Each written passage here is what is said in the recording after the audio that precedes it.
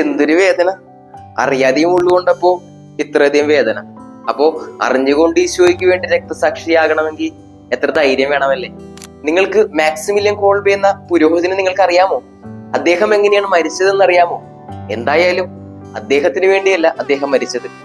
ഹിറ്റ്ലറിന്റെ തടവറയിൽ കഴിഞ്ഞ ഒരാൾ രക്ഷപ്പെട്ടു. അതിന്റെ ശിക്ഷയായിട്ട് 10 പേരെ കൊല്ലുവാനായിട്ടാണ് ഹിറ്റ്ലർ തീരുമാനിച്ചത്. അതിൽ 10ാമത്തെയാൾ തന്റെ കുടുംബത്തിലേക്ക് തിരിച്ചു പോകണമെന്ന് വാവിട്ട് കരയുകയാണ്. അപ്പോഴാണ് നമ്മുടെ ഹീറോ മാക്സിമിലിയൻ കോൾബെ ഞാനൊരു കത്തോലിക്ക പുരോഹിതനാകുന്നു, എനിക്ക് മരിക്കാൻ ഭയമില്ല എന്ന് പറഞ്ഞുകൊണ്ട് കൊലക്കളത്തിലേക്ക് നീങ്ങുന്നു.